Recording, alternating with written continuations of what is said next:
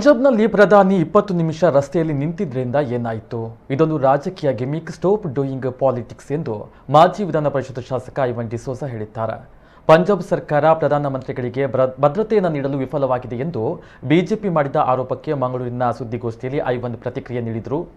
ರೈತರು 15 ತಿಂಗಳು ಪ್ರತಿಭಟನೆಯಲ್ಲಿ ಕೂತು ಲಾಠಿ ಏಟು, ಸಾವು ನೋವುಗಳನ್ನು ಎಲ್ಲವನ್ನ ಸಹಿಸಿದ್ದಾರೆ.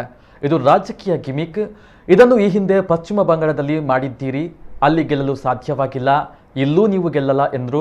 ಪ್ರಧಾನಮಂತ್ರಿ ಪ್ರತಿ ರಾಜ್ಯಕ್ಕೆ ಭೇಟಿಯನ್ನು ನೀಡಬೇಕಾದ್ರೆ SPG ಭದ್ರತೆ ಇರುತ್ತೆ, ರಾಜ್ಯ ಭದ್ರತೆಯನ್ನು ಅವರು ನಂಬುವುದಿಲ್ಲ. ಅವರು ಹೋಗಿರುವುದು ಪಾರ್ಟಿಯ ರ್ಯಾಲಿ ಉದ್ದೇಶಿಸಿ ಮಾತನಾಡಲು. ಕೊನೆಯ ಕ್ಷಣದಲ್ಲಿ ರಸ್ತೆಯಲ್ಲಿ ಹೋಗುವ ನಿರ್ಧಾರವನ್ನು ಕೈಗೊಂಡಿದ್ರು.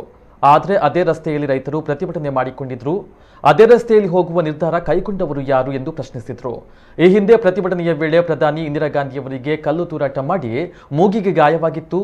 ಅವರು ಬ್ಯಾಂಡೇಜ್ ಹಾಕಿ ಪ್ರತಿಭಟನಾ ನಿರತರ ಜೊತೆ ಮಾತನಾಡಿದ್ದಾರೆ. ಮಂಗಳೂರಿಗೆ ರಾಹುಲ್ ಭೇಟಿಯನ್ನು ನೀಡಿದಾಗ ಪತ್ರಕರ್ತರಿಗೆ ಅವಕಾಶ ನೀಡಿಲ್ಲ ಎಂದು ಪ್ರತಿಭಟನೆ ನಡೆಸ್ತಾ ಇದ್ದಾಗ ಅವರೇ ಕೂತು ಪತ್ರಕರ್ತರ ಜೊತೆ ಮಾತನಾಡಿದ್ದಾರೆ. ಇದರ ಬಗ್ಗೆ ರಾಜಕೀಯ ನಡೆಸುವುದನ್ನು ನಿಲ್ಲಿಸಿ ರಾಜಕೀಯಕ್ಕೆ ಪ್ರಧಾನಮಂತ್ರಿಯ ಸಚಿವಾಲಯವನ್ನು ಬಳಸಬೇಡಿ ಎಂದರು.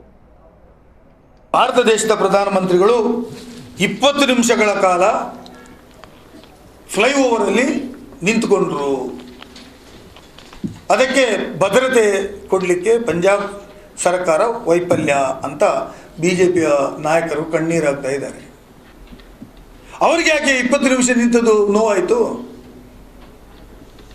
Is for the people. ರೈತರು 15 ತಿಂಗಳು ರಸ್ತೆಯಲ್ಲಿ ಕೂತು ಲಾಠಿ ಏಟು, ಇವರ ವಾಹನ ಅವರ ಮೇಲೆ ನಡೆಸುವುದು, ಸಾವು ನೋವು, ಅವರು ನಿಲ್ಲುವಂಥ ಭಾಗದಲ್ಲಿ ಕರೆಂಟ್ ಡಿಸ್ಕನೆಕ್ಟ್ ಮಾಡೋದು, ಅವರ ಮೇಲೆ ಲಾಠಿ ಚಾರ್ಜ್ ಮಾಡೋದು, ಕಣ್ಣೀರು ಎರಚಿಸುವುದು, ಎಲ್ಲವನ್ನೂ ಸಹಿಸಿದ್ದಾರಪ್ಪ ಈ ದೇಶದ ರೈತರು. ನೀವು ಅಲ್ಟಿಮೇಟ್ ಆಗಿ 700 ಜನ ತಮ್ಮ ಜೀವವನ್ನು ಬಲಿದಾನ ಕೊಟ್ಟಿದ್ದಾರೆ.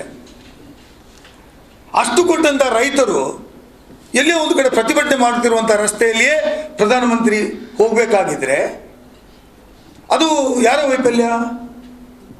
ಇವರು 15 ನಿಮಿಷ ಫ್ಲೈಓವರ್ಲಿ ನಿಂತುಕೊಂಡು ಹಿಂದೆ ಬಂದು thanks to your chief minister, ನನ್ನನ್ನು ಜೀವಂತವಾಗಿ ಏರ್ಪೋರ್ಟಿಗೆ ತಂದಿದ್ದೀರಿ ಅಂತ ಹೇಳೋ ಮಾತನ್ನು ಹೇಳಿದ್ದು ಭಾರತ ದೇಶದ ಪ್ರತಿಯೊಬ್ಬ ಪ್ರಜೆಗೂ ನೋವು ತಂದಿದೆ.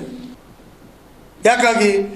ಒಂದು 15 ನಿಮಿಷದಲ್ಲಿ ಏನಾಯಿತು? ನಾನು ಪ್ರಧಾನಮಂತ್ರಿ ಆಗಿದ್ದಿದ್ರೆ ಅಥವಾ ಇನ್ಯಾರಾದರೂ ಆಗಿದ್ದಿದ್ರೆ, ನಾನು ಆಗೋದಿಲ್ಲ ಬಿಡಿ, ಆಗಿದ್ದಿದ್ರೆ ರೈತರು ಹತ್ರ ಹೋಗಿ ನಿಮ್ಮ ಸಮಸ್ಯೆ ಏನು ಅಂತ ಕೇಳಬೇಕಾಗಿತ್ತು, ಅಥವಾ ಅವ್ರ ಸಮಸ್ಯೆ ಏನು ಅಂತ ಜನಗಳಿಸಿ ಕೇಳಿಸಬೇಕಾಗಿತ್ತು, ಅವ್ರಿಗೆ ಸ್ವಂತನೇ ಹೇಳಬೇಕಾಗಿತ್ತು. ಈ ಬಿಜೆಪಿ ನಾಯಕರುಗಳು ಕೂಗುವುದು, ಮೊಸಳೆ ಕಣ್ಣೀರು ಸುರಿಸುವುದು ನೋಡಿದರೆ ನನಗೆ ಬಹಳ ಆಶ್ಚರ್ಯಪ್ಪ. ಯಾಕೆ ಮೊಸಳೆ ಕಣ್ಣೀರು? ದೇಶದ ಪ್ರಧಾನಮಂತ್ರಿ ಆ ರೈತರನ್ನು ನೋಡುವಂಥದ್ದು, ಮಾತಾಡುವಂಥದ್ದು ಅವರ ಹಕ್ಕು.